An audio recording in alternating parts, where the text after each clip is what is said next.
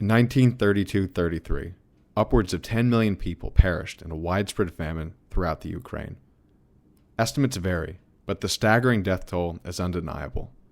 The causes are debated intensely by various factions, citing reasons ranging from politically motivated intentional starvation to horrible mismanagement of collectivized farming. But what remains notable is the relative lack of awareness of the events, in contrast with the Holocaust. The Holodomor, or death by starvation, was easily just as great a tragedy as any other, but perhaps more so because of the silence surrounding it.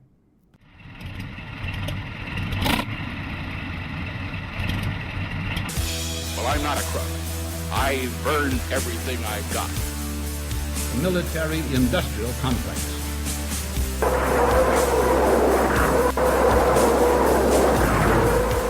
A new world order. But we are here to destroy the control over the industry of other people.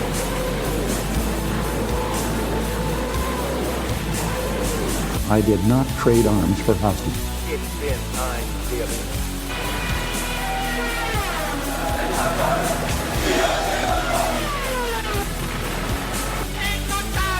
На полный разгром гнусных захватчиков. Myth20c podcast.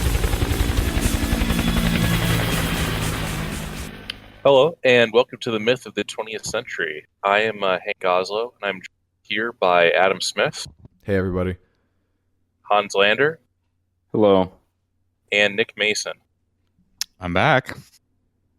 And today we're going to be talking about the Ukrainian famine, the Ukrainian genocide, the Holodomor of the early 1930s in Ukraine.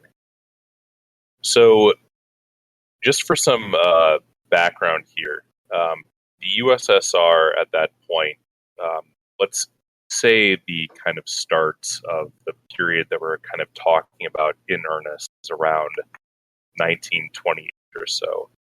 By this point, the Russian Civil War had been over for 7 years, just about. There had been sort of a mixed economy after World War I, where there was some sort of private ownership of land or private cultivation of land. There were sort of private enterprises that were allowed to continue. This was the new economic policy of Lenin, the first general secretary of the Communist Party. But increasingly over time, as Joseph Stalin, consolidated power over USSR as a whole, and specifically the apparatus of the Communist Party of the USSR, there was an increased desire by the regime to consolidate their control of the economy as a way to sort of bootstrap or turbocharge their economic development. Part of this was due to a series of war scares, some of which may or may not have been sort of credible. Some of those may have been surface stories. But in 1927, there was a coup in Poland on behalf of the general had won a war previously against the USSR. There was a major freeze in diplomatic relations with the UK and their allies, where it appeared that they were trying to form some sort of a encircling coalition, along with their interests in China, in order to try to reverse the gains of Soviet communism. They're clearly realizing at this point that they're very unstable, both domestically in terms of their domestic political situation, and in foreign policy terms. They're very vulnerable and they're very isolated. So there is this statement by Stalin as he initiates the first 5-year plan that either we do it or we shall be crushed. And what was the first 5-year plan? This was essentially a halt of the new industrial policy in favor of central planning, collective farming, planned industrialization, where there was a huge emphasis on heavy industry, the construction of these fantastically gargantuan steel mills like Magnitogorsk. Magnitogorsk. I'm real bad at multisyllabic Russian pronunciation here, so you'll have to bear with me. Where the idea is we take all of this excess grain because we are essentially a 100% peasant economy, like 85% of our population or so are peasants. We're going to export a lot of grain. We're going to use this hard currency to industrialize. This industrialization will let us increase our agricultural productivity so that we can take peasants out of the fields and put them into factories. Factories are going to make further inputs. There will be a nice feedback effect, and along the way, we'll be able to build a lot of tanks and artillery and airplanes and whatever. Which isn't even really that bad of an idea. It does work. That was essentially what many Asian countries later in the 20th century pursued successfully. It should be said that a lot of this grain production was actually a result of some of these policies they put in place in the early 20s, like in 1921. And this is almost pro-Kulak. We'll get to that later. Pro-Kulak policies, even though the Soviets were sort of pursuing kulaks as these unwitting capitalists or sort of like peasant bourgeoisie. Anyone who owned over 24 acres of land was considered a kulak. Those policies to increase production, agriculture production, so that people could feed themselves more easily, were put in place by the Soviets, and there was a lot of pro-market, you might say, reforms made by the Soviets to get smaller peasant farms more active and more participatory in the wider system that the Soviets had created, getting Ukrainian and Russian peasant goods all the way to the other side of the Russian Far East and so on. I was just going to jump in real quick as Hank was describing the heavy industrial policies of the Soviet Union. I was going to ask him if he's heard the argument made by this person and probably many others. Israel Shamir, though, comes to mind because I heard him on an interview on Red Ice, and they asked him about the Holodomor, which is the topic of our show, and they were sort of asking him, were the deaths, in Ukraine intentional? And he said no, and he said the justification for it, even though it was unfortunate, was that basically Stalin had to build up the military-industrial complex of the USSR in order to defend against Hitler or something. That's an abject lie.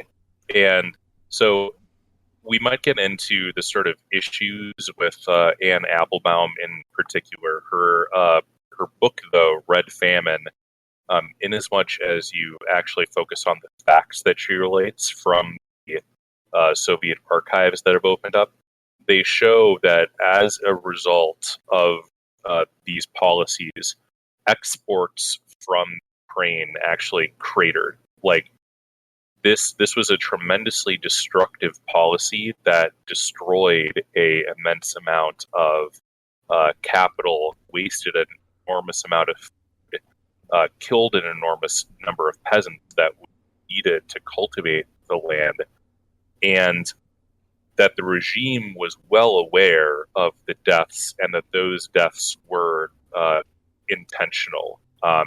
After they discovered what was going on, which they were, again, formed by numerous people of high positions within the exactly what's going on, and they actively decided to enforce punitive measures as a way of reinforcing their control over Soviet Ukraine. Not as a way of sort of economically optimizing, of course, but as an exercise in political power. Though it's been many years, one of the books that I have in past read on this was Robert Conquest's book, Harvest of Sorrow, which I believe came out in the early 80s. And that's a great book. It's a very good book, very depressing book.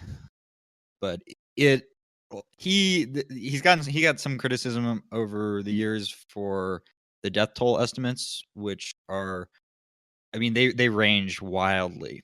They range from 3 at the low ball to as much as 14 million. It gets tricky because this particular famine we're talking about from 32 to 33, there were coterminous famines going on within, I think, the North Caucasus and the Volga Basin. So it's difficult to say, okay, here the deaths are concentrated here, they're concentrated here. What was intentional, what wasn't? Yeah, he relied on a lot of eyewitness testimony, but that is sort of main source figures for the sources, but it wasn't really very, big data kind of driven. And so I think, I don't have it in front of me, but I recall I think he put it around 15 to 20 million. Yeah, so he was kind of hamstrung by the fact that he didn't have access to any of the archives, which is where Applebaum's book really come. Exactly, because that's why I pointed out it was written in the early 80s, is before the opening of the Soviet archives in the 90s. Right. So he also comes to the conclusion that it was motivated by it was punitive animus towards ethnic hatred. Yeah, so there are different motivations at different times.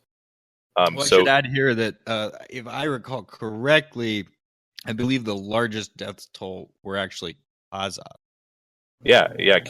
Kazakhstan actually lost. My notes here.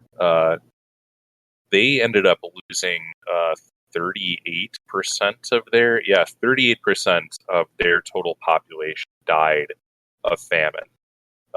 Most because it was still a very heavily nomadic culture where you carry your food with you. Those are your animals that you're nomading about with. So if you take a nomad population, take their livestock, and you put them all in one place, then they die. I think the Ukrainian death toll is around 13-14% of their population. Somewhere between 13% overall. These are based on Applebaum's numbers, which have access to. She's basing those off of the kind of low-level census data of like how many Ukrainians you start with and how many Ukrainians you end with. So if you count up the kind of excess deaths, you end up with about 4 million Ukrainian dead, which ends up being about 13 to 15% of the total population. So let me just, for the listener's sake, let's be very specific exactly what region we're talking about and what time frame we're talking about. Yeah, so we're talking about a time frame of roughly 1929 is when you start to see the first effects of policies.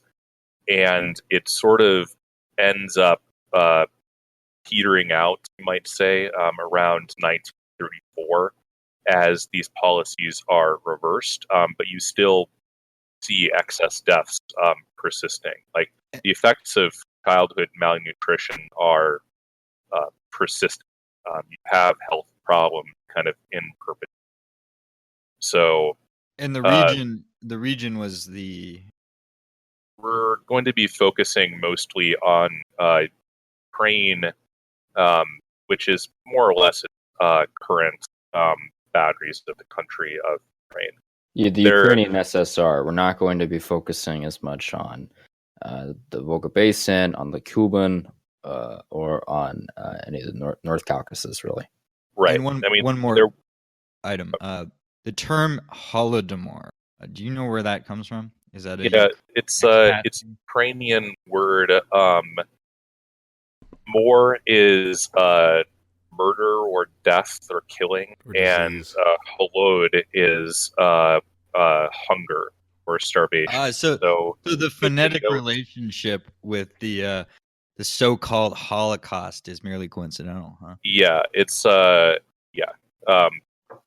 etymology there, it basically is like to murder by famine.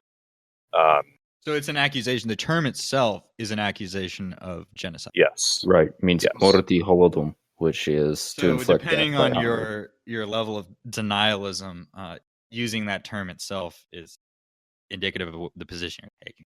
Yes. Yeah. And I don't think that there's any, we can maybe get into some of the tanky arguments, but they're all pretty embarrassing. Most of the tanky pro-Stalin literature, as soon as the Soviet archives were opened, it was sort of gracelessly so they were even denying the massive death toll by famine, or were they just denying the intentionality? Well, so this is the nice thing about tankies.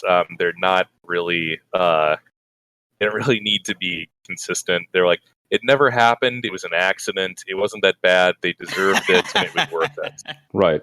Like, and it doesn't help that there was, Ukrainian cooperation with the Reichskommissariat, which was essentially Waffen-SS forces and the Foreign Office of the Third Reich working in Ukraine to help uncover, justly so, some of these mass graves and some of the atrocities that the NKVD had committed, real atrocities that they helped expose. But this was used as a sort of slur against claims of the atrocities themselves later on. Like, oh, this is just Nazi propaganda. This is just Third Reich sympathizer propaganda. And that persisted into the 80s, right before the archives opened up.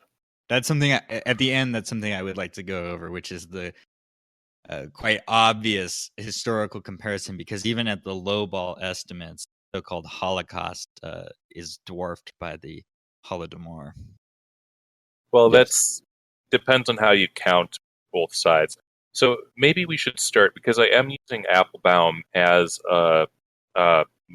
I know she's not a primary source, but she was my primary source for all of my notes here. She's that terrible Jewess who wrote the... Anne Applebaum is a shitty person. Let's get that out of the way. Yes. Her, like, the forward and all of the kind of content with respect to Ukrainian nationalist movement in this book, her goal in writing this book is for you to say, fuck these Ruskies oppressing the poor people of Ukraine. Let's go start a war with Vladimir Putin to liberate these people and return the rightful Crimea to its rightful owners in Kiev. Like, that's what she wants to get out of this. Fuck Russia. She is also a Council on Foreign Relations associate, if I'm correct. She is essentially one of their historians, and she's a frequent guest on with them in the Atlantic Council and some other tricky groups in the DC apparatus. That's right. And she also has other books on the sort of enforcement of control over Eastern Europe post-World War II, and also one on the Gulag. Like, these books are good for their factual content, because she is, I believe, she's married to a former Polish foreign minister, and I believe she may reside at least part of the time in Poland. So she Polish is or Jewish? Polish. I believe he is I'm not sure what her background is. Honestly, I filed her away under the category like shill historian. Yeah. Nonetheless, like, I mean, she's willing to go through the effort of actually going through these old archives, and she speaks Russian. So she's doing the solid legwork. Books are very well researched. The connotation that they're designed to elicit, you can take those or leave those, but the underlying historical work, I think, is good, and these are worthwhile. Just maybe don't end up paying for them. So in 1928, there is this decision to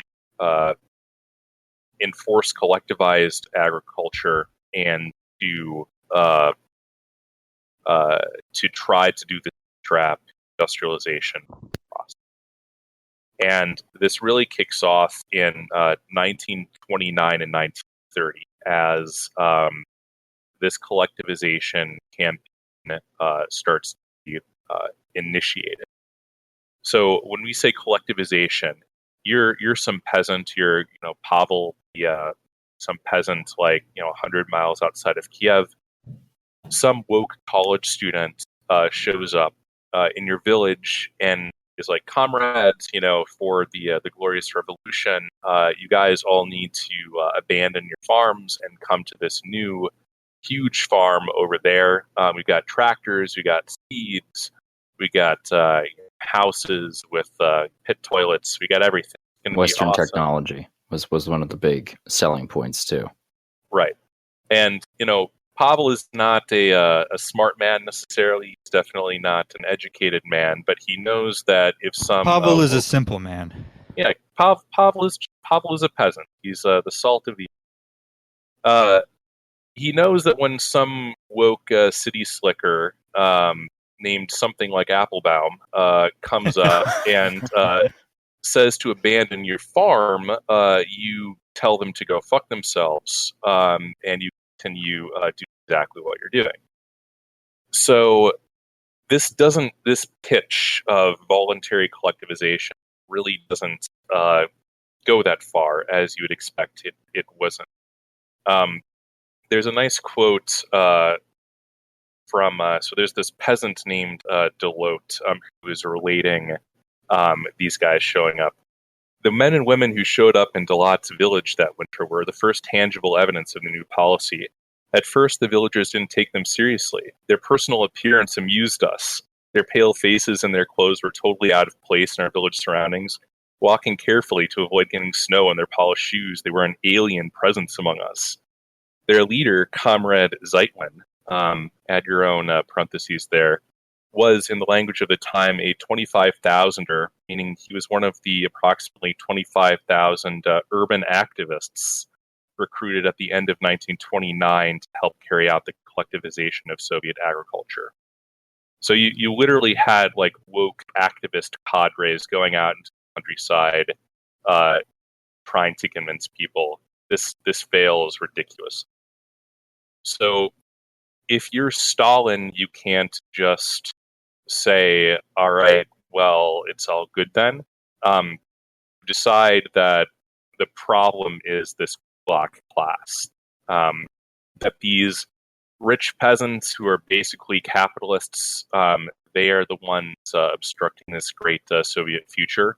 And so, according to the memo that he writes, the gulags must be liquidated as a class. And so just what to add is to that, he even admitted to Churchill, apparently, in 1942, that they had to basically take control over at least 10 million of these kulaks, whether that was death by work or execution. He kind of left a little bit vague, but it was sort of understood, apparently by Churchill, that was what he was doing. There's a good documentary I would recommend to listeners that covers some of this called The Soviet Story. I think it's still on YouTube. It's hard to find. It's very hard to find. So what is a kulak?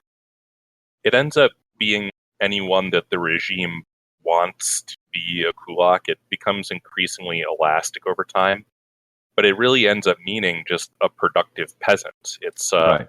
Well, the extent of their capital, to call them capitalists, the extent of their capital was just having a farm at all. Yeah, I mean, if you have 2 cows, so you're able to buy grain and sell the milk, and then maybe buy another cow. Oh my God, it's a kulak. But no, I mean, this is just a particularly industrious peasant. Maybe they own a mill, so they're able to mill their own grain, and maybe they take payment in exchange for milling other farms' grain. These are the people that actually are the background of your agricultural. Or they have a diversified farm, so they have a couple fruit-bearing trees. They might have some wheat. Maybe they have some livestock. They can grow small amounts of herbs or spices. That kind of talent to manage a diversified farm is also what you see with some of the larger farms, which is how kulaks were originally designated, and B, actual talent. And those people are, again, as you said, Hank, are not interested in going and joining a collective farm. Right. So it becomes clear that voluntary collectivization is not going to work. So the Soviet regime begins a series of policies that culminate in what later ends up becoming a full-blown genocide. But they begin by involuntarily collectivizing. So there are a series of population transfers. There's punitive taxes levied on individual peasants. So these same woke college students showed up previously with a nice story about how things are better on the collective farm. They're now showing up and telling you that you owe back taxes because you didn't get with the program, so we're going to requisition half of your grain crop. And in 1927, they restricted their ability to lend land or lease out any additional land to other farmers. So essentially, they're restricting the ability of a kulak to have some kind of direct control or indirect control over other farmers because they own the land. Yeah, you see these things kind of ramping up, kind of like the expression, like very very slowly, and then all of a sudden, where at first, it's clearly punitive taxation, it's confiscation, but it is survivable in some sense. The response to this is, if you're worried that some of these cadres are going to show up in your village and start stealing your cattle, you hide your cows. Right, you hide your cows. Or if you can't hide your cow, you'd rather have the meat for the protein than have nothing. So you slaughter some of your animals, you salt the meat, hide the meat. So now you have this nice story that the kulaks, they're not just passively resisting, they're actively stealing the proletariat's grain supply. They're actively destroying the proletariat's cow. They're wrecking and hiding and diverting and hoarding all of this grain. So you see the Kafka trap here, where every response to a punitive campaign justifies further punishment. Mm-hmm. What trap? Kafka trap. Kafka trap. It's like a Kafka-esque. Oh, Kafka. Yeah. Yeah. It's like your attempts to defend yourself, that you must be punished, even more so. Well, eventually this was made punishable by death or 10 years imprisonment. Right. So this isn't just kind of dispatches from Central Command, I guess, and the commissars showing up in requisition. This actually takes the place, or takes the form of quotas that come from the top down and are expected to be enforced by the local party apparatus. So increasingly ambitious, I guess you could say, targets for grain collection are coming down from on high in the context where there really wasn't that great of a weather in the 1930 and 1931 anyway. And when you have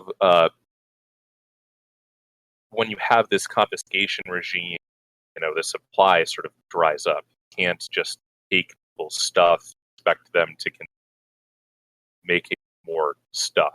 And where did the party prioritize the grain that they were able to requisition? Where did they prioritize the shipments? Cities. Yeah, specifically so Moscow and specifically cities. And they were building a bunch of new urban centers where there had been none. So you have, as the 20s go on, and the Soviets strengthen their hold over the country. There's this huge policy of urbanization. Comrades, throw down your chains and come join us in the city.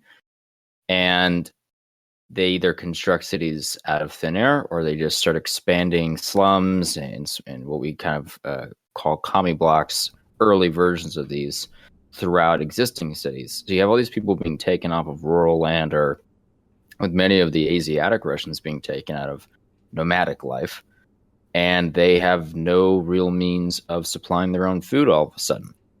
So you have to go and grab as much food as you can from this peasantry out in the middle of nowhere that you already don't like, that have already expressed a lot of disinterest in working with you, and feed your urban loyal population.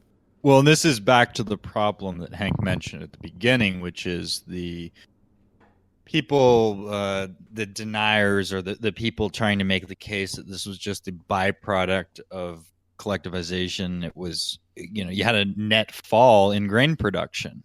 So, right. I mean, when was this being noticed, and how was the party and Stalin responding? It was noticed almost immediately. So the local Ukrainian Communist Party did exactly what you would want your local governance apparatus to do.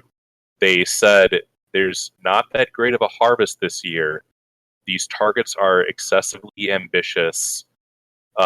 This is leaving a very thin margin for the local population to remain productive.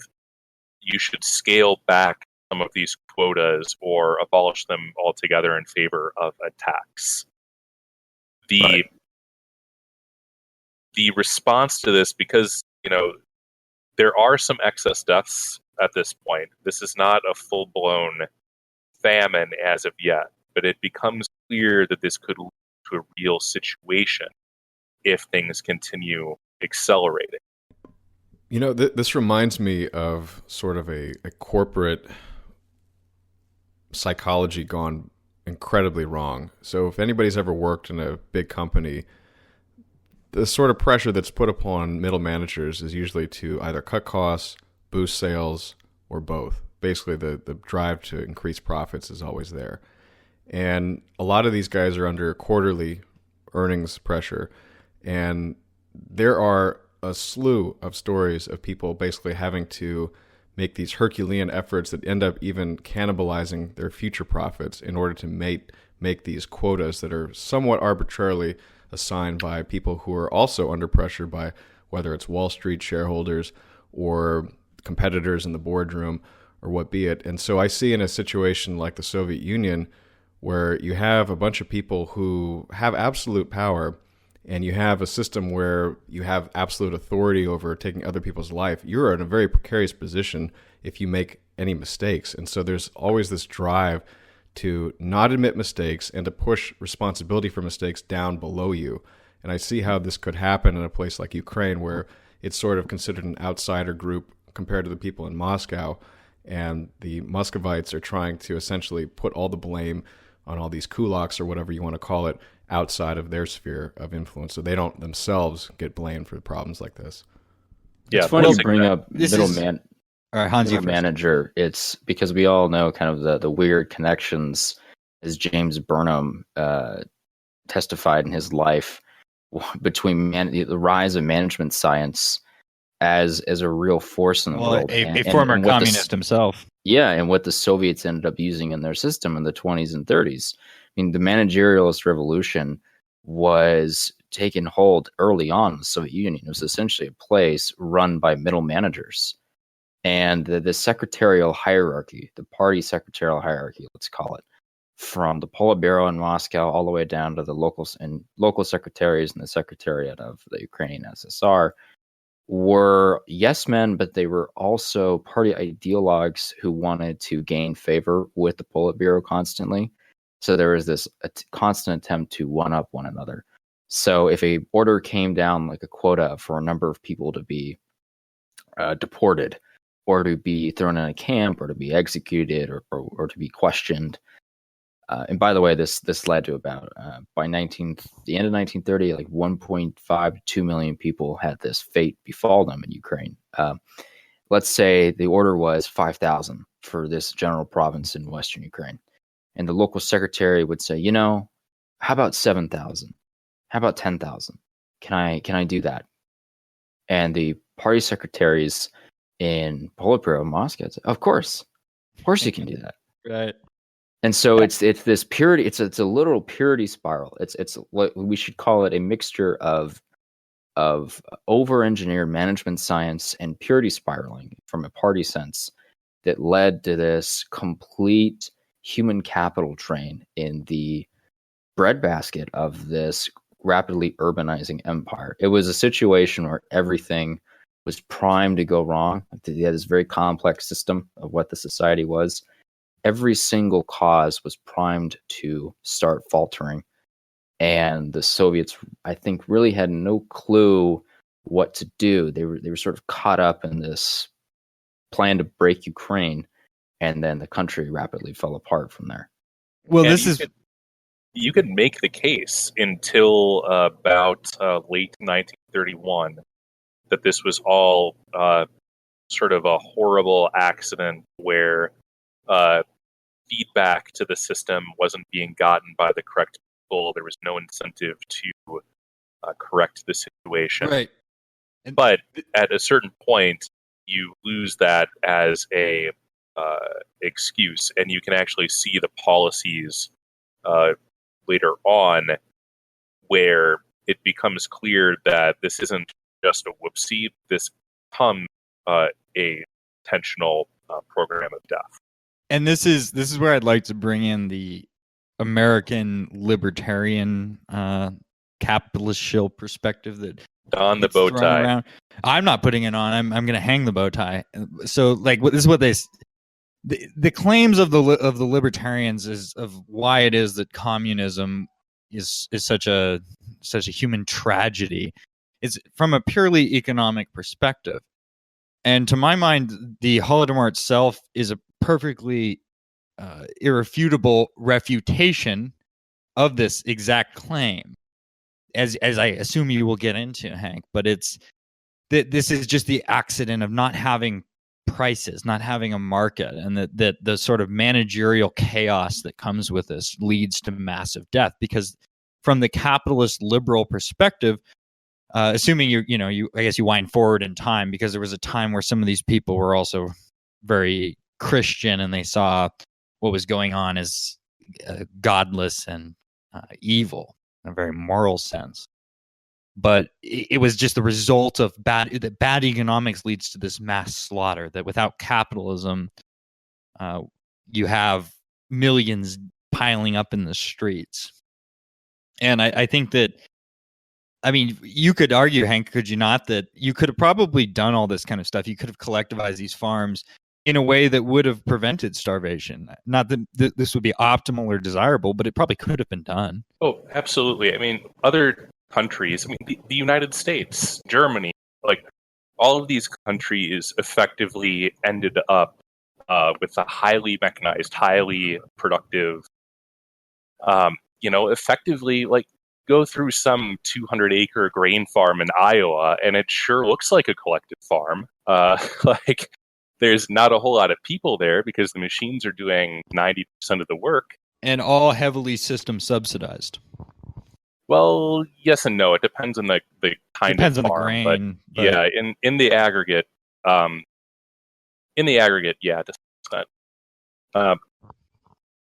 But yeah, this is not like this is not a whoopsie. This is not if only we had prices, we could have, figured out that people were starving, and that we should stop confiscating their grain and loading it onto tanker ships in Odessa for shipment to Europe. This is the simple claim that is made over and over again is that there was sort of this naive idealism, and that Stalin himself was an opportunist, but it was this naive idealism in a new economic system, and by accepting these principles, you come to 20 million corpses. Yeah, let's get into the kind of depths of 1931, because this is the point where it becomes apparent that this is not a accident. Like, they didn't fail; they were pushed. So by 1931. There's two harvests in in the Ukraine. It's a very productive area. You have a spring harvest and a winter harvest. And by the spring of 1931, it's apparent that these quotas cannot. So the question is, what are you going to do? So the regime sends Molotov. Is it Sergei Molotov? Oh no, it's a Vash. I can't pronounce that. Molotov. Is it Vasily? The infamous Soviet foreign minister of the Molotov-Ribbentrop Pact, also the inventor of the famous cocktail. No, that's got to be coincidence. That is a coincidence. The Molotov cocktail. I was just reading about. Yeah, I'm gonna forget. But I was just reading. An ironic it was Spanish Civil War, man. That's right. Because preview listeners, next 2 weeks will be Spanish Civil War. The Molotov cocktail was invented during the Spanish Civil War. I believe it was Finnish. No, that was 3 years after. Well, stay tuned. We'll have the answer. Okay. Anyway, yeah, I'm being facetious when I say he invented the cocktail. The cocktail was invented as a gift for him, but he is sent by Stalin to Ukraine to crack the whip, and he brings with him a series of mostly sticks and a couple of baby carrots. So when he shows up, he speaks to the local party officials, and he says, okay, for organizations or collective farms which are not meeting their quotas, we are going to take all of your shit away. If we've given you any agricultural or development loans, those will need to be paid immediately. If you can't repay the loans, we're going to confiscate your assets to pay them off. We're going to remove the tractor from underperforming farms. We are going to stop providing literal. I'm sorry, Hank. Did you say tractor? Yeah, tractors. Where did they get those tractors from? I don't know how many of them were domestically produced at this time. Presumably, some number were imported. But I have an anecdote. If anybody's seen the United movie, States, they got them largely from that's part of it. That's part of it. But I was just going to say, if anybody's seen the movie, The Enemy at the Gates, with Jude Law.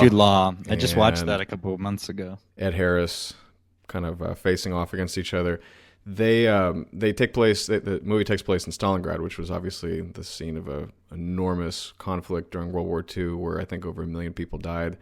And one of the sort of pivotal scenes takes place in the tractor factory. And I think that's actually true. There was a sort of heavy industry focus I know that was the case. I don't know if they actually produced tractors, but this is one of the sort of cities that Hans was talking about before that were kind of based somewhat on previous plans for smaller cities, but then they were just sort of put on steroids to make them fully Soviet and part of the system as a whole. And their dedicated focus was producing something probably like tractors. I mean, there were other cities that only produced steel, and I would imagine a lot of those tractors in that region. So it's called Volgograd now, but Stalingrad is, I think, on the Volga River, and that region is also close to Ukraine, and that whole belt is sort of the agricultural region of the Soviet Union. So I think that would probably where a lot of those tractors would come from.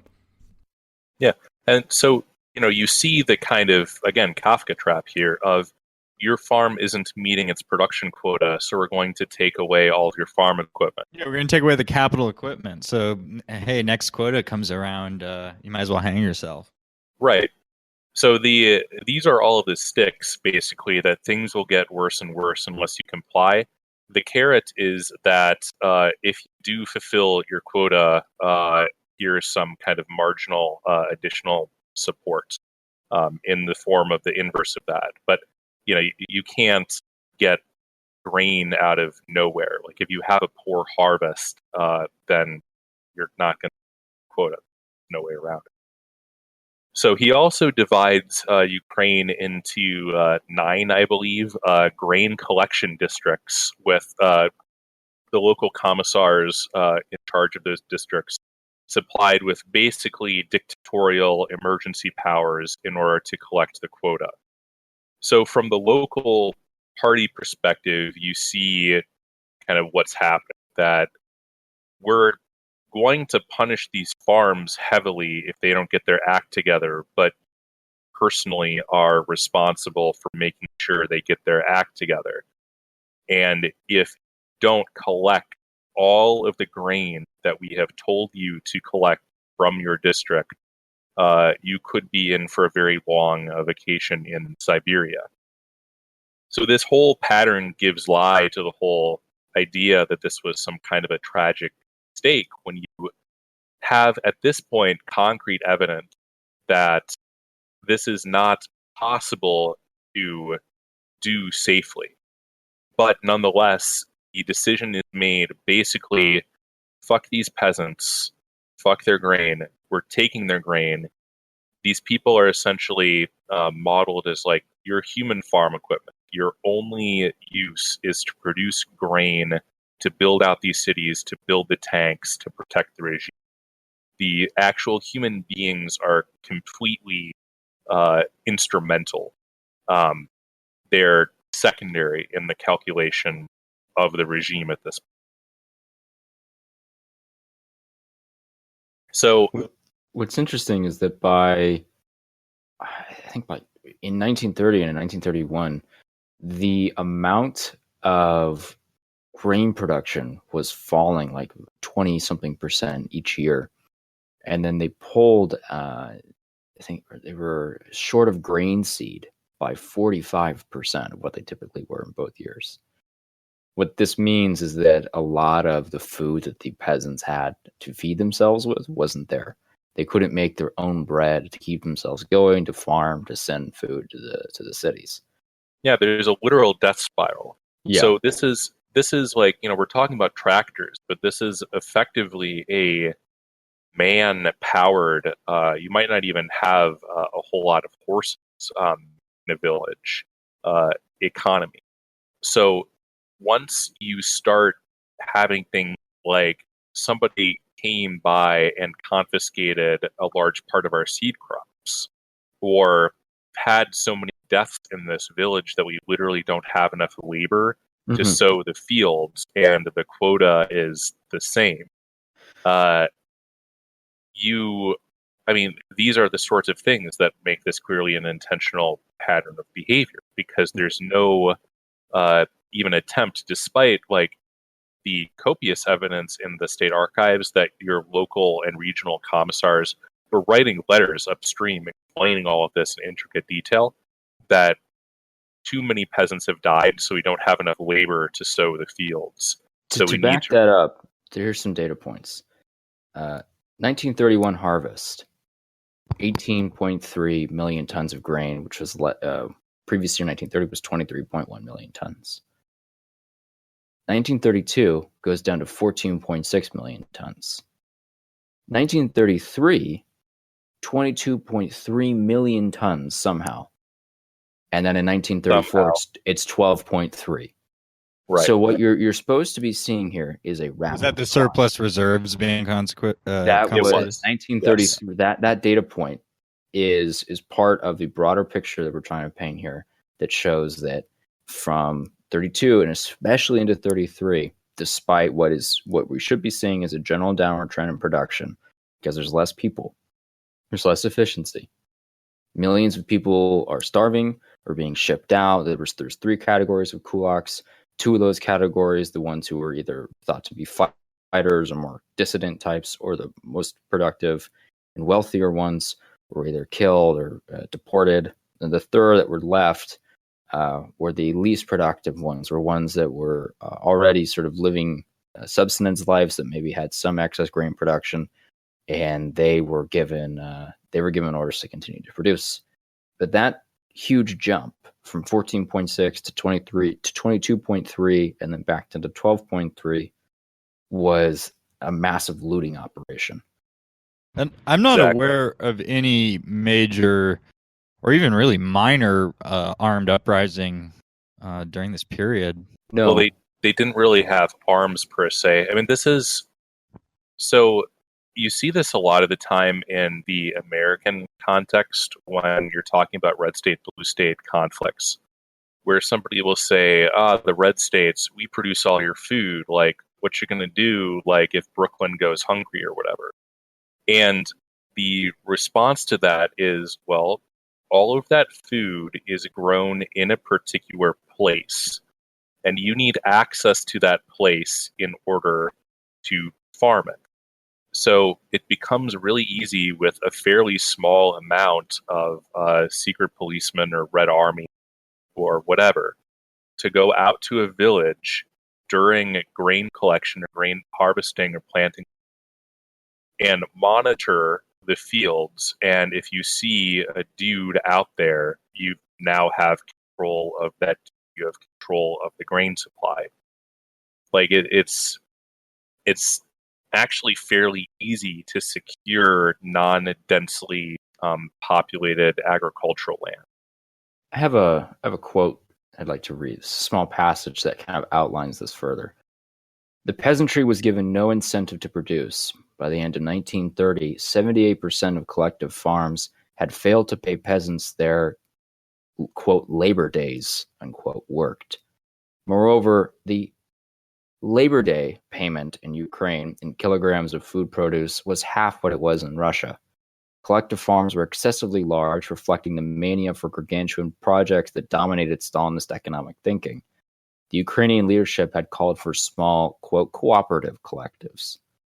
Highly bureaucratized in their decision-making structure, collective farms left no room for individual or group initiatives. In 1932, some collective farm chairmen wished to sow rye instead of wheat, arguing that rye was a more suitable crop for their region. Quote, these bearers of anti-wheat sentiments must be severely punished, unquote, was the reply that came from Moscow. The combination of all these factors resulted in unbelievable chaos in production. Between 1931 and 32, the total sowing area in Ukraine contracted by 1/5. In 1931, almost 30% of the grain yield was lost during the harvest. To add to the difficulties, a drought affected Ukraine. It began in 1931 and was limited largely to the steppe region. In 1934, another far more serious drought developed. The disruption in agricultural production, together with the climatic conditions, caused relatively poor yields in 31, 32, and especially in 34. So, there is no reason why we should have seen that massive dead cat bounce in 33, where you had 22.3 million. But we must crush anti-wheat counter-revolutionary sentiment, comrade. This it reflects. If it doesn't reflect some level of maliciousness, which we'll get into further, it certainly reflects an absolute lack of understanding of how mechanisms of agriculture function. And this is what we start to see in the roots of is commonly called Lysenkoism, which was Soviet but also largely communist agricultural pseudoscience that sort of was prevalent throughout the communist world for a very long time. And you can find a parallel to that in the collectivization of farms in China, in communist China, with the 4 plagues of it was like sparrows, locusts. I forget the other 2, but they went about the countryside trying to exterminate the sparrows. And we'll have to do a show on scientism, but also ecological systems at all. Yeah, we'll have to do a show on Lysenkoist scientism at some point. It's sort of fascinating. It's a mixture of that deserves attention. Of communist, and this is indicative of it. Communist purity spiraling and legitimate pseudoscience that was being touted by a group of countries that claim to be scientifically run countries. You know, we are implementing the true Marxist science. We are the real humanists. Laced with a dash of malice and ethnic hatred. Right.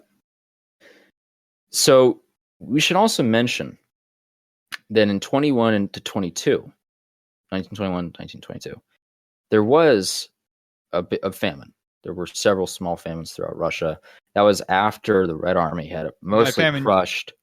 You're referring to natural famine or So sort of, but they were the Red Army had mostly crushed the White Russians. They had mostly crushed opposition. Ukraine was in a very strange geopolitical position. There had been invasion attempts by the Romanians, by the Polish, the White Army, the Red Army. There have been several forces fighting throughout Ukraine, and a famine erupted. There were some environmental conditions, but it was mostly bad management and just the general chaos of the region at the time. And about 1 million Ukrainians died. But the Ukrainians recovered very, very quickly. By 23 and 24, Ukraine was actually having a small renaissance. There was an agricultural boom again. The country was rapidly strengthening. So it's interesting that all of a sudden, as soon as there's real signs that these people can recover very quickly from geopolitical damage to their agricultural lifestyle, and that there's robustness in the peasant communities, that's when all of a sudden you see a famine happen. And it's very clearly due to poor management, at the very least. And the timing is what makes this so particular. And the situation that Ukraine was in regarding Stalin is what makes it even more particular and more likely that this was being engineered from Moscow.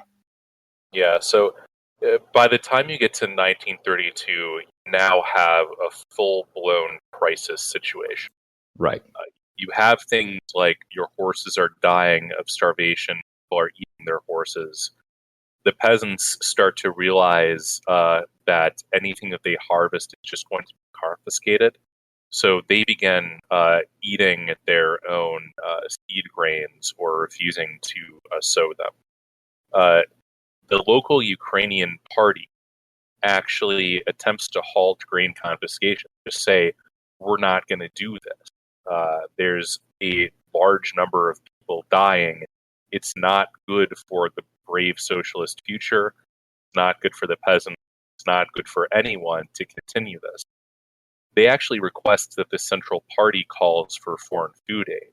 And, this is the purges, but this does require a certain amount of moral courage in order to request of the central regime to call for foreign assistance, to basically admit that there was a giant screw-up. Now, the response to this is interesting. This is another data point that indicates that this was intentional. So there's initially a positive response to this by the central regime. There are a lot of proposals floated that instead of the alternative quotas, maybe we just have like a flat 20% tax of all grain production, and that this would allow us to continue exporting some, but would alleviate the crisis. But there's some piece of evidence or some piece of correspondence, I guess, that Stalin sees. The records are a little bit unclear on this, but it seems likely, based on other things found around the same area, that what he sees are some reports from local informants and party officials that, mixed in with the desire to alleviate a crisis, is a lot of actual criticism of the regime for provoking this crisis to begin.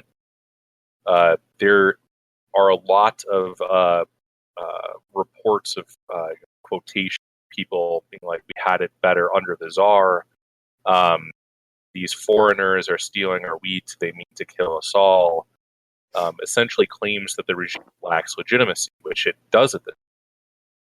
So after reading this, Stalin evidently perceives this as a crisis of political legitimacy, and in response decides to retract all aid to the starving Ukraine and refuses to moderate any of the quotas, that they will be imposed to their full extent. There are explicit orders given to collect seed grain, to collect produce from private garden plots like potatoes, tomatoes, turnips, etc. And this is, at this point, like incontrovertible evidence of an intentional famine situation. You had the regime actively considering the evidence that there was an ongoing famine, considering steps to alleviate it, and deciding not to alleviate it, but rather to exacerbate it. Right. Now, there were some additional steps taken that were even more damning.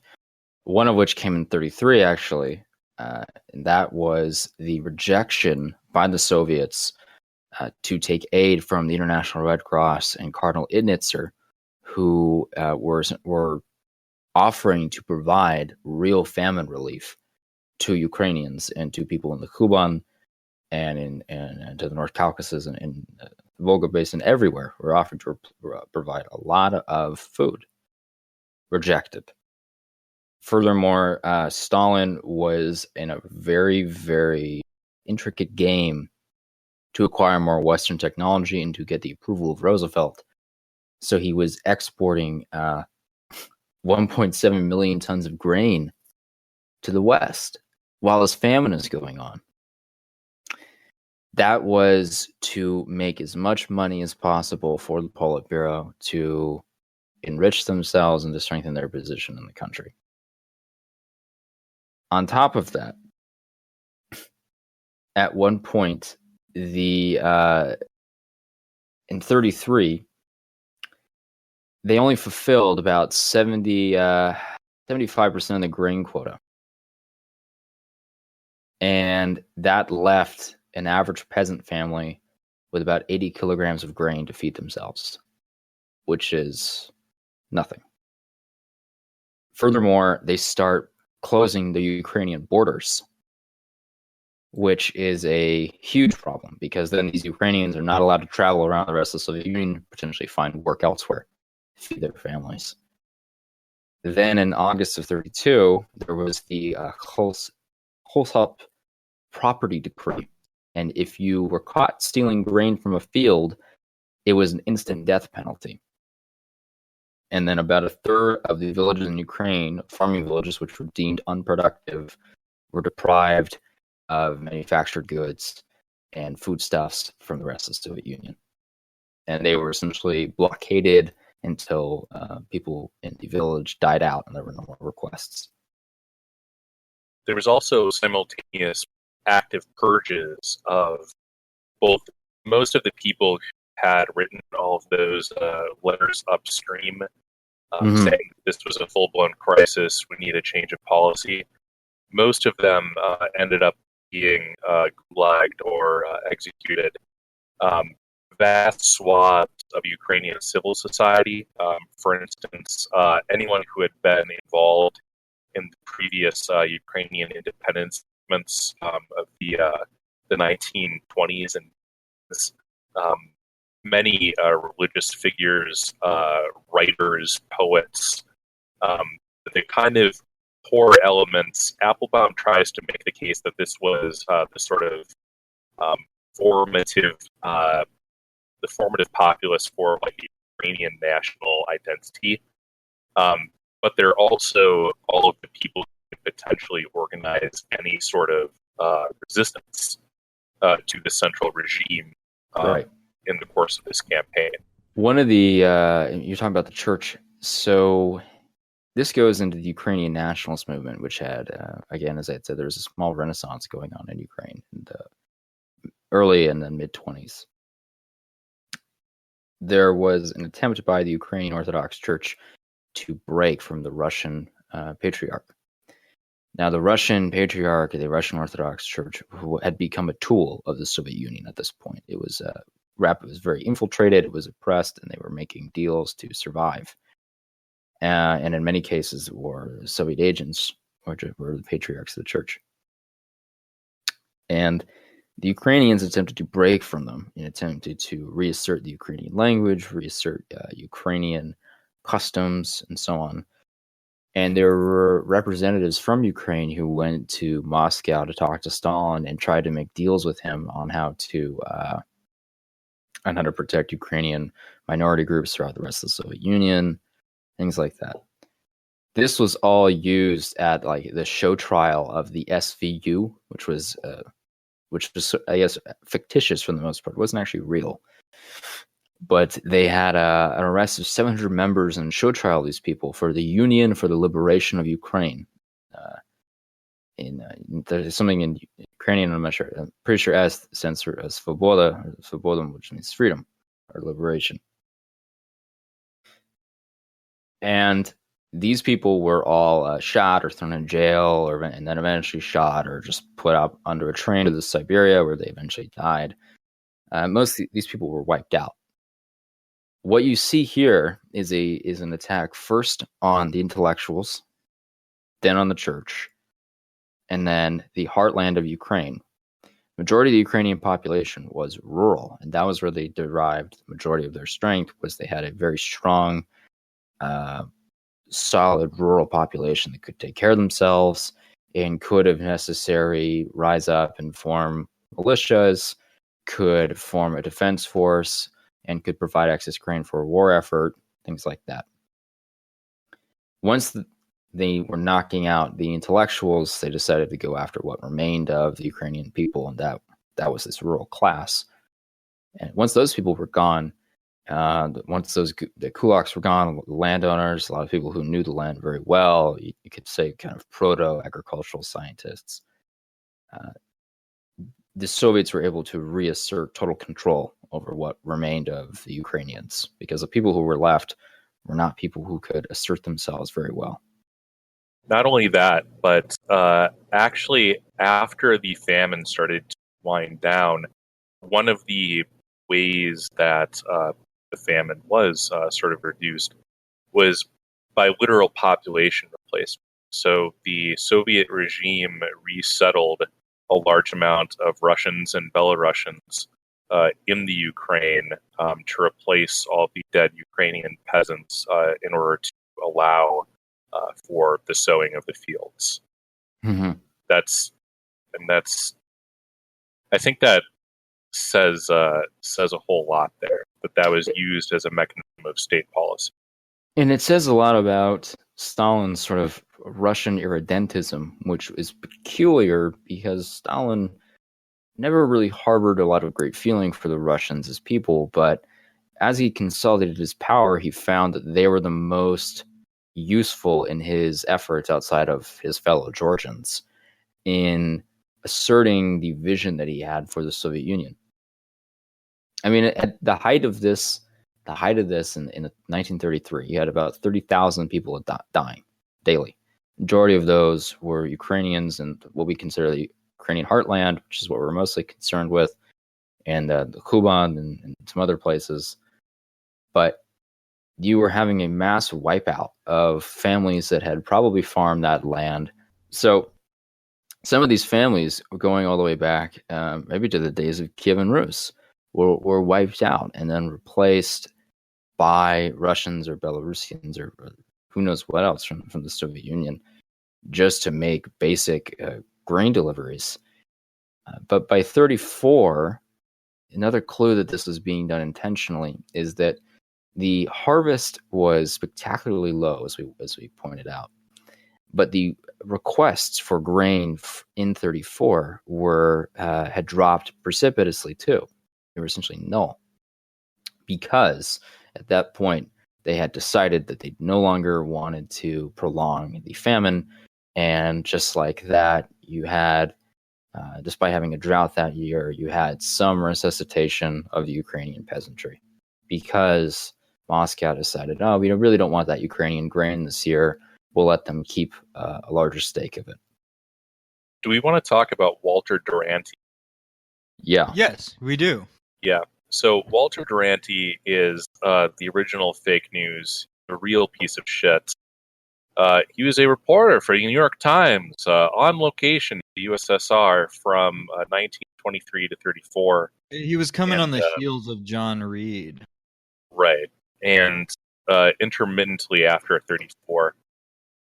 He wrote copiously reports from Russia wherein managed to defend most of the Stalinist regime action including notably his reporting on the Ukraine. He actually won the Pulitzer for coverage of the USSR, and specifically for their implementation of their first 5-year plan in 1930. It has never been revoked. Yeah, the New York Times still features that delightful Pulitzer for this propaganda campaign. So Walter Duranty was giving coverage from on the ground in Ukraine, where it would have been physically impossible for him not to have seen signs of famine. By 1931, had literal piles of corpses, especially in the cities because of the vast. Do we know for a fact he even went there? Yes, there other journalists were there and confirmed his presence, including one Malcolm Muggeridge, Westchester Guardian reporter who repeatedly had met Duranty and knew him and spent time with him in Russia and Ukraine, and was totally baffled by his constant denials of what was going on. So he writes this article, Russia Hungry But Not Starving. And I just want to read a quote from this, and let's see if we can puzzle this out. Hungry so he but said, not starving. We'll get there. Just listen to this. Quote, any report of famine in Russia is today an exaggeration or malignant propaganda. The food shortage, however, which has affected the whole population in the last year, and particularly in the grain-producing provinces of the Ukraine, has, however, caused heavy loss of life. End quote. Okay, wait. Before you go any further, so let me just point. So if you're going to have, if he's trying to shill the claim that, okay, there's a widespread food shortage in the USSR, well, why would it be that the areas producing the grain would be most heavily afflicted? Yeah, that really activates the almonds. But wouldn't it be the more perplexing is the fact. So there's no ellipses in here. These are two adjacent sentences. Any report of a famine in Russia is an exaggeration, but the food shortage has caused heavy loss of life. So you don't have a famine per se. You just have a food shortage that's causing mass deaths. Yeah, and it's pretty straightforward to me. Gentile, and he was basically just towing the editorial line. He was a total mercenary figure. Well, what was curious about Duranty, and I was talking to Hank about this before the show, is that he was coming from this elitist Anglo background, essentially, where he regarded Russians as just sort of an Asiatic peasantry people. He literally referred to them as just Asiatics. Yeah, and in their frame of mind, their ontology as Asiatics, their ethnic ontology was to be collectivist and was to be simple-minded and was to have very crude solutions to sophisticated problems, and that we shouldn't deign to lecture them and condescend them on how to run their society. They're never going to understand the beauties of individualism and free enterprise. They just will never get that. So we shouldn't really make a big deal of it.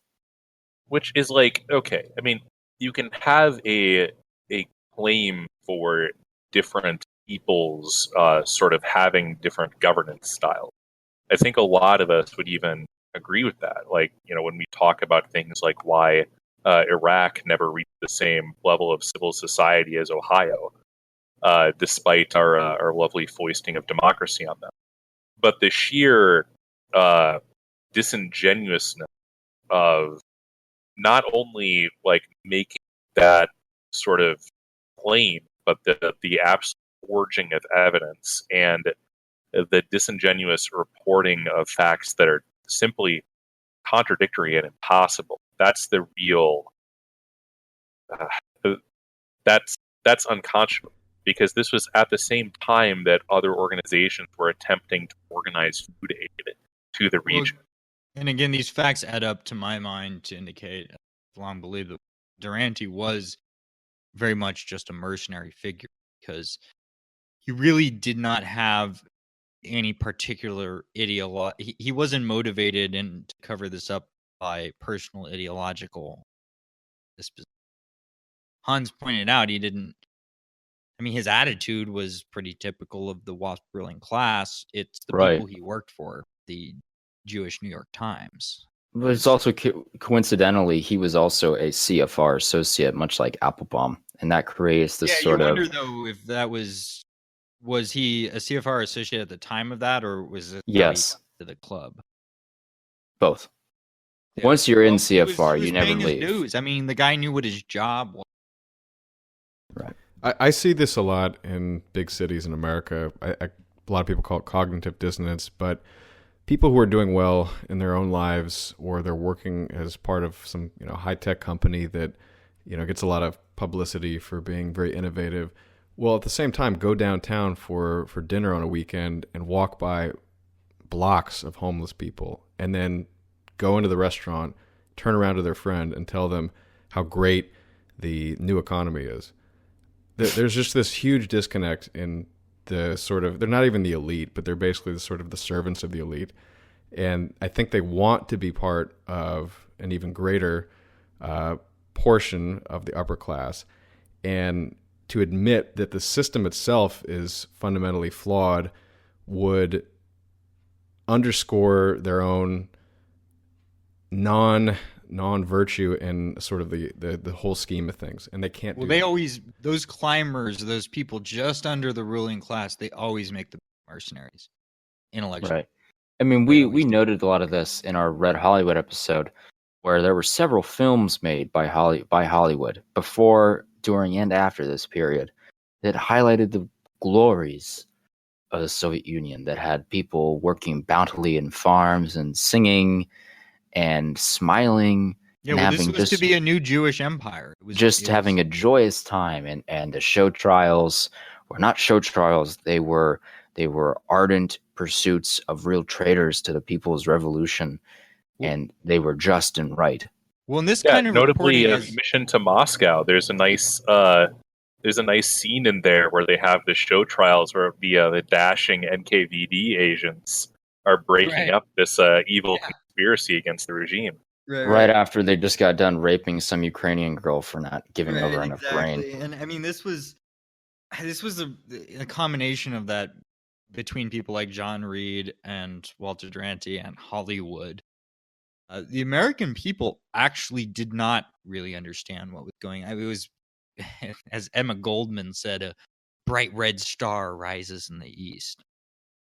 The American people were completely kept in the dark about this, which leads to some of the disconnect about American understanding of the European Revolution of 1933. Because the Germans were not ignorant.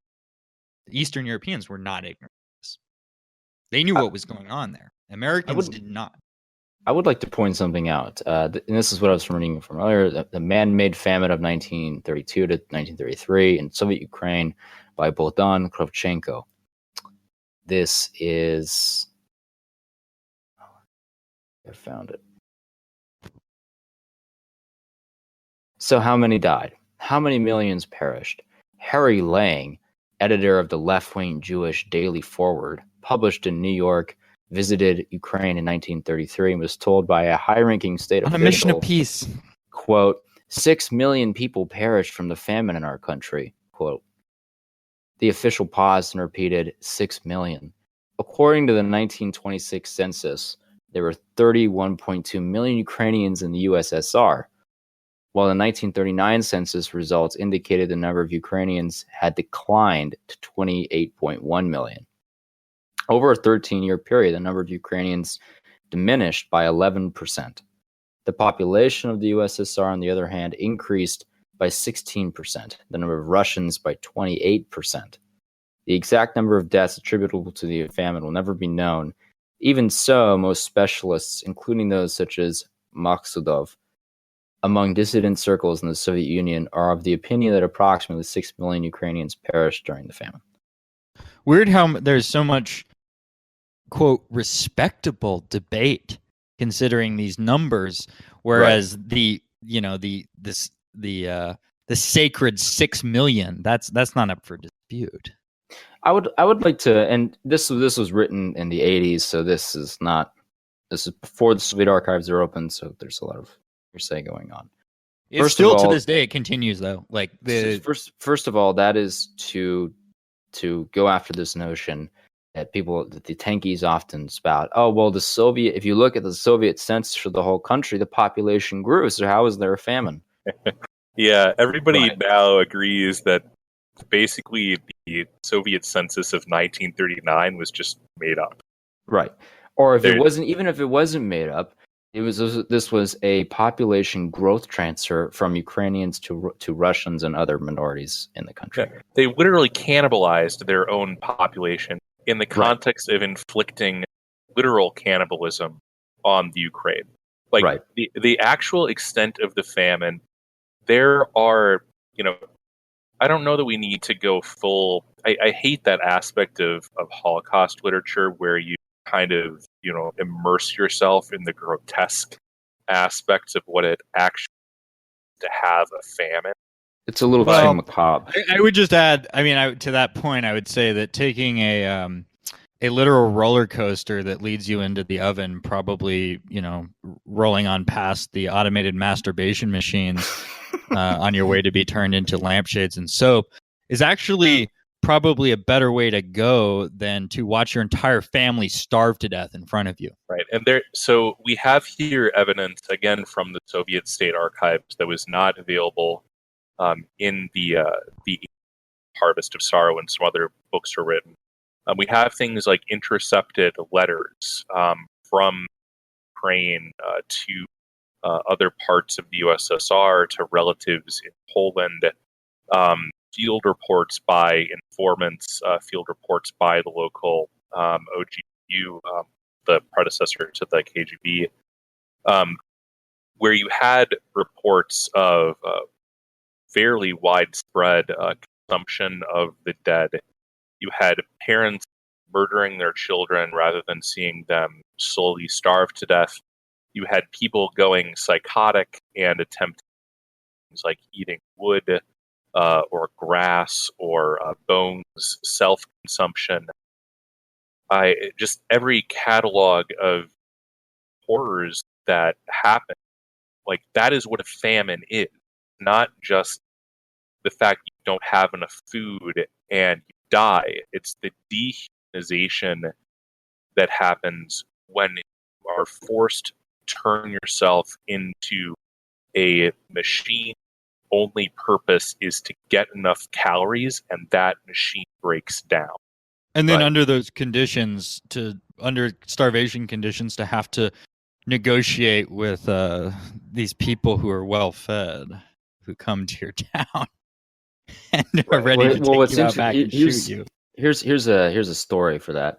So in August of 1933, you had French politician Edouard Herriot came to Kiev to see what was going on in the glorious socialist republic, and he received a nice little show when he was escorted through the town, first of all, and there was bread and meat and all kinds of food in the shop windows.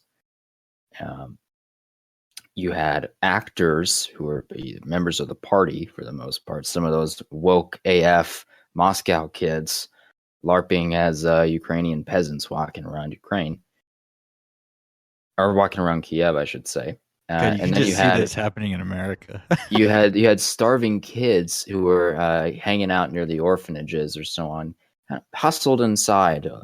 Why don't you go inside? We'll give you some food if you just go away while the man's in town. And then he was fed on fine caviar and meat while he was there. And that would be red caviar, probably.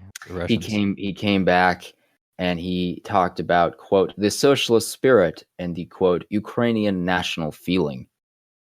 I gotta tell you, the Ukrainians had a real national feeling for the socialist spirit towards the end of 1933, and it resulted in millions of people in mass graves, or shot, or beat up, or starving to death, or having watched their entire family die or be exported around the Soviet Union for slave labor work. It was a complete breakdown in society.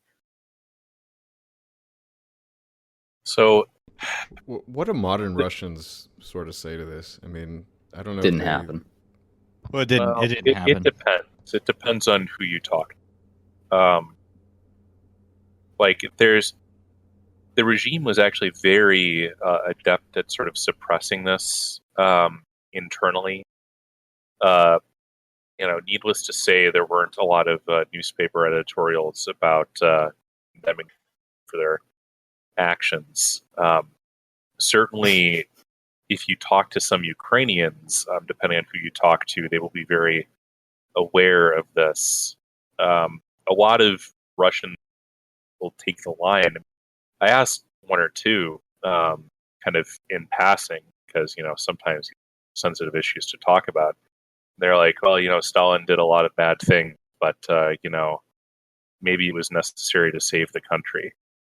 Yeah, there's been a hybrid sort of conflate, like the current sort of Russian nationalism. I mean, you see in Putin, the imperialism. It has done a decent job for the sake of the regime, of sort of preserving aspects of the Soviet legacy and turning them into triumphs of Russia itself.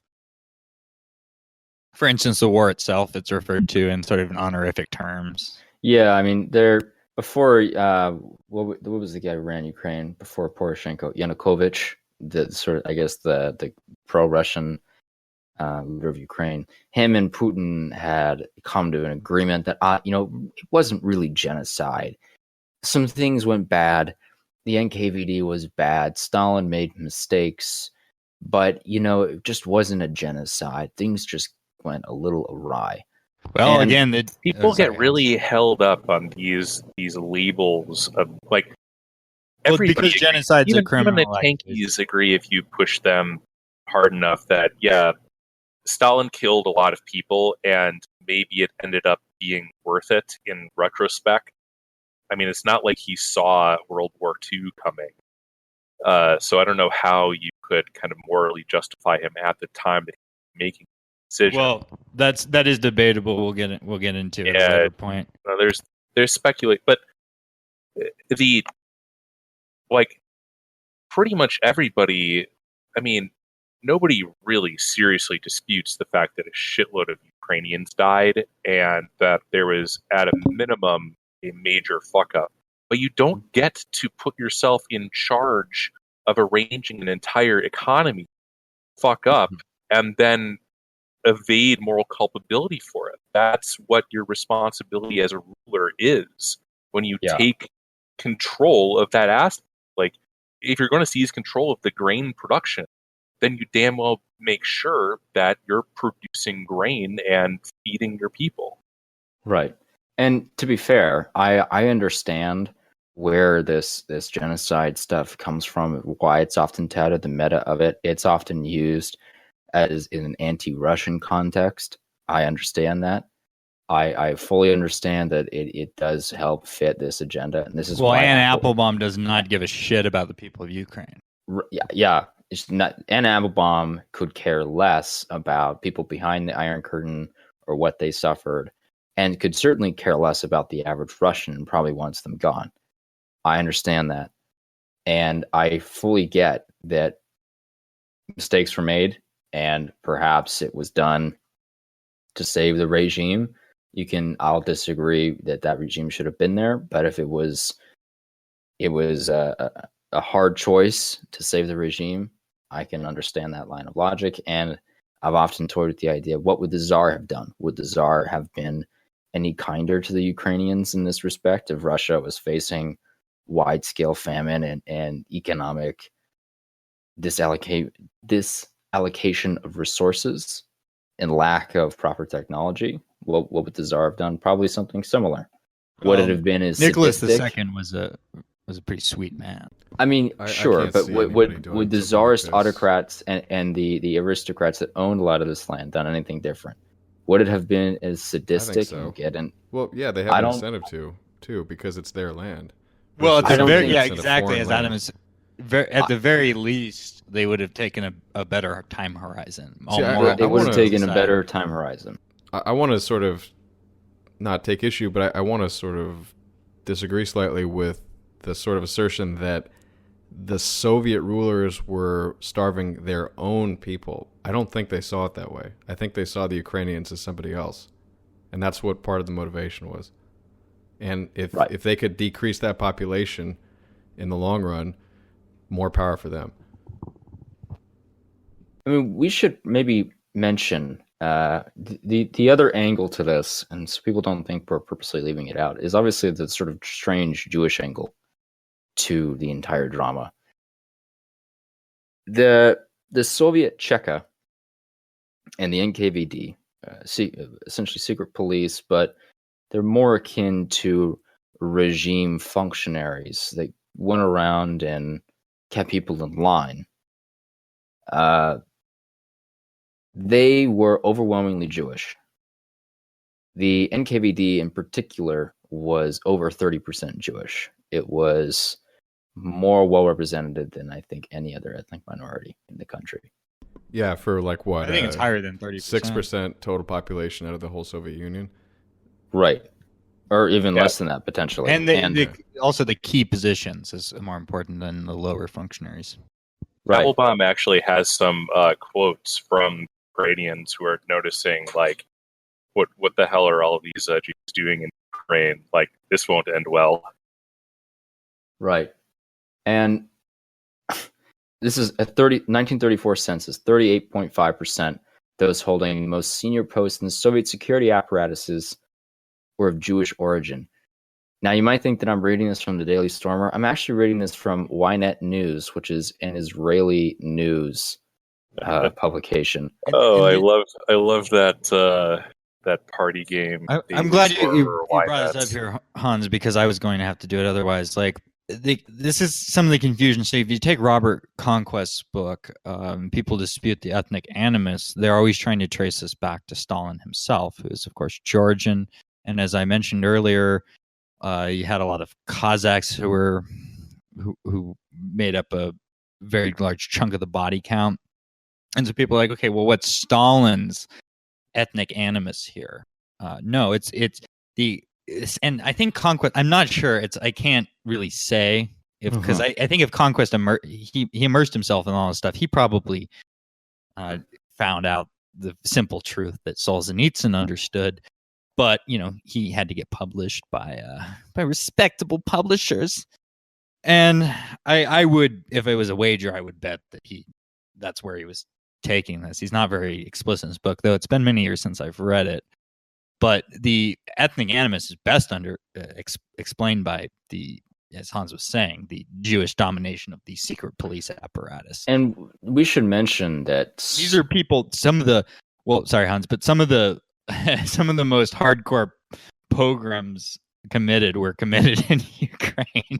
In the 19th by century. people like by Genrikh Yagoda, who this article refers to as the greatest Jewish murderer of the 20th century. The GPU. No, I meant the commander. pogroms of Jews in the 19th century. But you're right to bring up Yagoda. But oh yeah, okay. So I'm talking about in the 19th century, where that ethnic animus comes from is Ukrainians going on pogroms. I mean, so Yagoda created the NKVD, and quote from, again, this is an Israeli outfit. I am not reading an anti-Jewish site.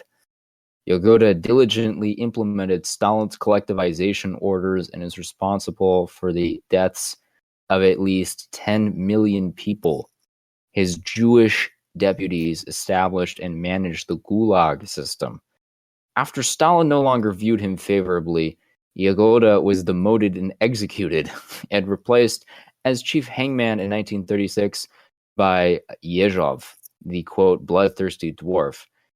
Fun fact, if anyone's ever seen the infamous edit out photo where Stalin has a little man next to him, and then the photo was then proto-photoshopped so that little man wasn't there anymore, that was Yezhov, who was, shall we say, a very violent little man who killed a lot of people, wasn't Jewish, but had a fervently Marxist Jewish wife who was a party ideologue in many ways.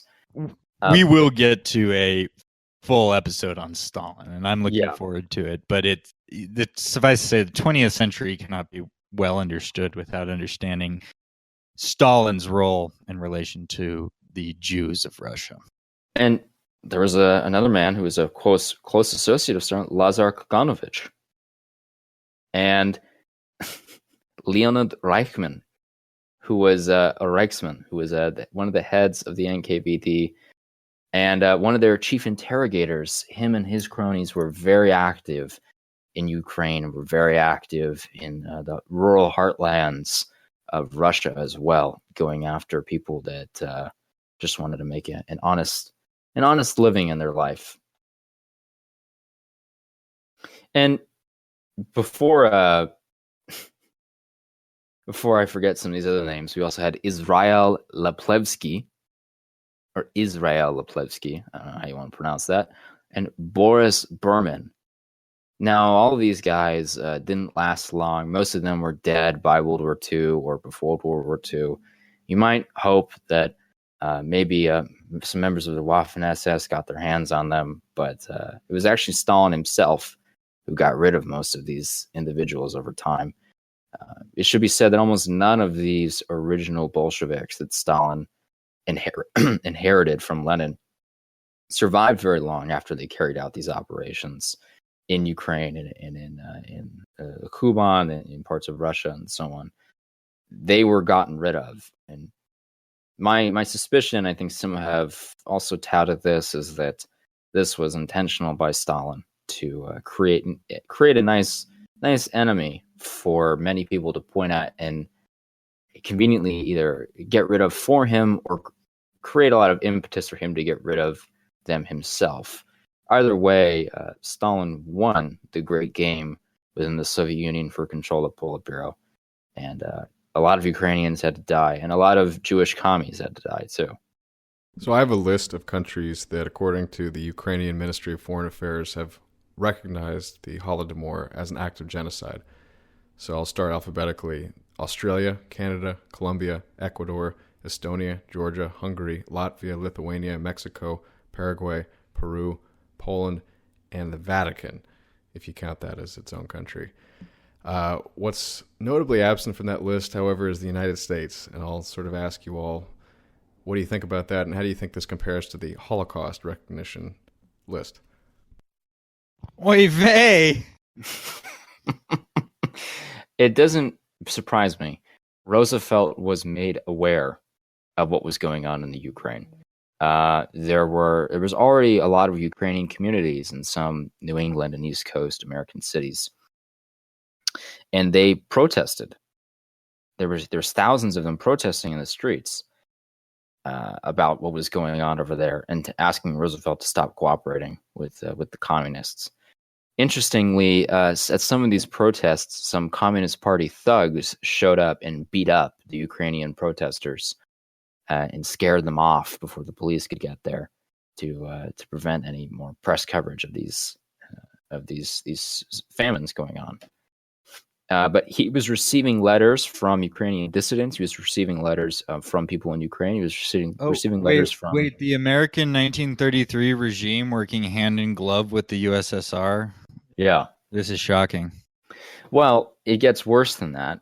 There were Ukrainian communities in Poland, through Poland, were the most informative to him about what was going on. So his administration was very well aware, decided to ignore it entirely, and then admitted the Soviets in the League of Nations in 1933 and created a huge trade deal with them, which was a means of selling them a lot of Western manufacturing and Western grain, ironically enough.